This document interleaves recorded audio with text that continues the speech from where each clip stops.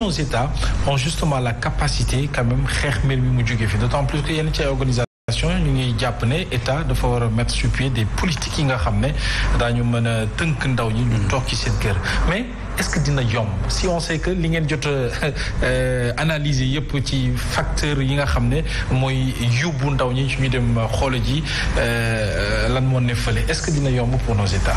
Non du tout. Parce que la migration, les sociologues xam nañu ne que c'est un phénomène naturel. Parce que dafa inhérent à la vie humaine. C'est ça. ndegam picc yi sax dañuy migrer waxatuma ak les êtres humains. xam nga tey jii nii ku jël exemple Souleymane Bachir Diagne ak tout ce qu'il représente dans le monde de la philosophie et que aujourd'hui il donne des cours dans les grandes universités américaines. Nos étudiants sont devenus orphelins. C'est un choix de vie. Mënoo ci dara. C'est important. C'est un choix de vie. Donc loolu moo tax c'est pas un phénomène boo xamante ne mën nga ko gérer.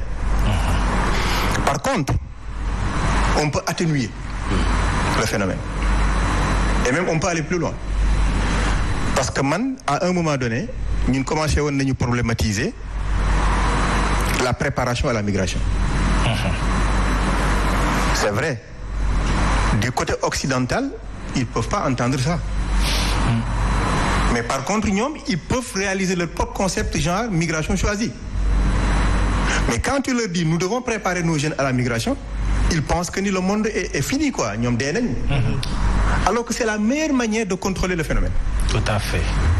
Dans le sens où, nous savons en Europe, docteur wax na ko léegi, il y a des métiers à tension. Yow bu fekkee am nga weccet sa poche et il est bon de le souligner parce que c'est pas la misère qui migre parce que il faut nga fay te li ngay fay lu mu néew balaa nga yegg Italie bu la coûtewul 1 million dina la coûter 500 000 wala 600 000 quand même lu mu bon donc c'est pas la misère qui migre lu mu bon di nga am lu ne sa poche c'est clair donc il est bon de le comprendre donc bu fekkente ne tey considérer nga ces métiers à tension yi ne foofu autant muy toucher la plomberie muy toucher le domaine sanitaire muy toucher beaucoup de domaines que nos États identifiés ko former ci nos jeunes avant de les laisser en pâture ça peut être quelque chose comme une réponse pertinente parce que ñoom ils ont besoin de ça ñun nous avons la main d'œuvre et c'est un jeu gagnant-gagnant. Absolument. moo tax il ne peut jamais être une approche particulière en termes de perspective la solution ne peut être globale. Toi qui as un besoin, moi qui ai une offre. On essaie de voir comment équilibrer la dialectique. Quand même. Mais vous connaissez que dans son petit coin, les jeunes auront tendance à dire nous vous écoutons pas, vous ne nous accueillez pas, mais nous allons venir. Débrouillez-vous. C'est ce qui est constaté. Et c'est ce qui se passe. Hein? Voilà. ci loolu parce que sànq maa ngi rappelé bi nga nekkee directeur des Sénégal de l'extérieur. Quand il y a ces événements nga xamante ne dañu koy dégg ci presse bi. Souvent aussi dañuy soxla une voix officielle. Le ministère des Affaires étrangères ou ki nga xam ne moo jiite les Sénégal de l'extérieur. Pourquoi l'État tarde à communiquer et donner même les bons chiffres quand il s'agit de chavirement d'une pirogue wala affaire de immigration clandestine? Fatou, je vais te raconter une petite anecdote, je peux me permettre. Parce que ça fait peut-être bientôt plus de 5 ans. Oui. C'était en 2016, il y a eu le même phénomène. Mais boobu, les jeunes migrants avaient quitté la Libye, ñu dem Italie.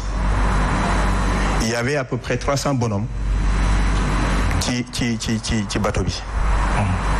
Il y a eu à peu près 27 à l'arrivée.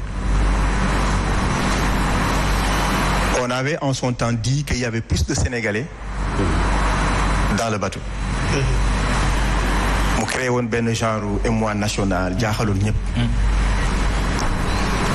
L'association des Sénégalais qui est en Libye, j'ai longuement discuté avec son président. mu ne ma bi bateau bi di départ mu ngi woon ci quai bi mais wóor na ko ne sur les 300 les 200 étaient sénégalais il en était sûr ndax ëpp na kay la ñuy wax waaye wóor na ko ne ils étaient de 200 moom c'est les sénégalais. Donc ça c'est une information j'ai pris note des 27 qui sont arrivés j'ai eu la chance d'en parler avec 2 qui m'a dit que li ci nekkoon ci ay étrangers africains bu ñu baree ba bari weesuwuñu 30. En fait c'était un bateau exclusivement sénégalais. ñu rax ci ñeneen. man ma dajale info yooyu. j'ai fait une petite note au ministre pour que mu informer le président. Ça a tardé à se faire. Et il y avait en son temps benn rajo. Je citerai pas laquelle. bu yónnee woon ces éléments parce que essentiellement ñi nga xamante ne ñoom la ci seen doom yi desoon. ils habitaient la région du Sénégal oriental. Bakel, Kidira et autres. da ngay gis benn famille boo xamante ne ils ont eu 3 de leurs enfants qui sont restés. Ils ont envoyé un reporter qui était en train de collectionner famille par famille. Bien sûr. Le nombre de décès. Donc la radio allez nous dire le nombre de décès plus ou moins. Approximativement. Accueillis sur le terrain, approximativement. Oui. On m'a donné l'info. Man, j'ai fait la note au ministre, il y a ça qui avait tardé à réagir. Note bi ma def, ma changé ko, ma dugal ko sama page Facebook. Et c'est le quotidien Le Témoin qui l'a piqué, def ko à la une le lendemain. Exploiter l'information. Ça a failli me quitter mon poste. Vous avez informé. Parce que tout simplement. Parce que tout simplement, il ne peut pas remonter l'information. Parce que tout simplement, il est extrêmement difficile dans ces conditions-là de savoir le nombre de Sénégalais qui ont péri. Ça c'est un. Oui. Parce qu'au départ, tu ne savais pas qui était dedans. D'abord un.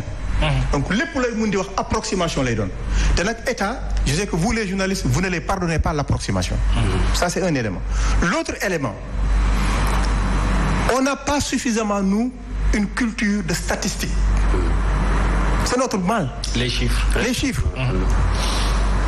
En installant les BAOS, les bureaux d'accueil. Là, je pense que beaucoup m'ont dit, mais ce sont les failles aujourd'hui. Je suis d'accord. Oui, parce j'en arrive. Que normalement, on devrait quand même avoir les chiffres exacts. Je vous le concède.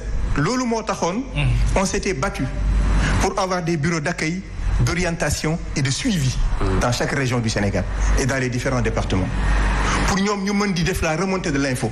Pour nous, au moins, même si nous avons la bonne, exacte info, nous avons des approximations qui nous permettront au moins de pouvoir dire quelque chose. Parce que c'est le silence qui est lourd et dangereux. Ça nous rend complices. Et c'est ça qui n'est pas bon. Advienne que pourra, même si vous faites le communiqué est laconique, je le préfère au silence.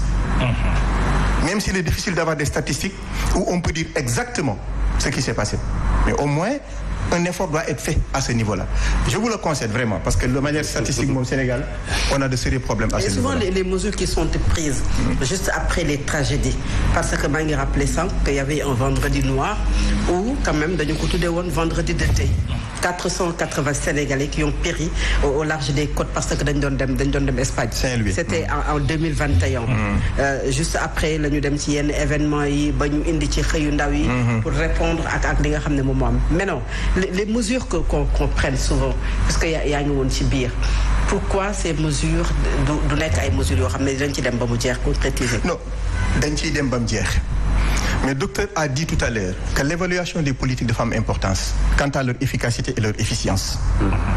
Mais il y a des actions, mais il y a des actions qui sont faites. Quant à leur efficacité et leur efficience, je donne ma langue au chat.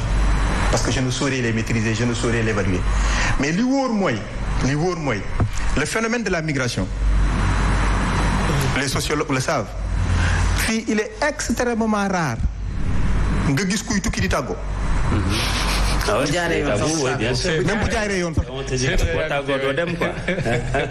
une réalité. C'est une réalité. Irrégulière. Quand même. Ouais, c'est ça. Quantifier exactement. Ça, c'est un aspect. L'autre aspect, vous faites par exemple un jeune maçon. Il y a un vaste chantier à Saint-Louis. On lui trouve un contrat de 12 mois. Tout en sachant qu'au bout des 12 mois, il va retomber dans la précarité. D'ailleurs, 12 mois, exactement.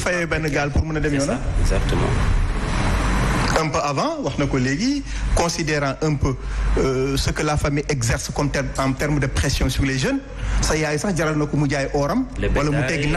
terrain, oui. terrain pour nga dem. Mais les emplois précaires à travers les vastes chantiers du chef de l'État, les jeunes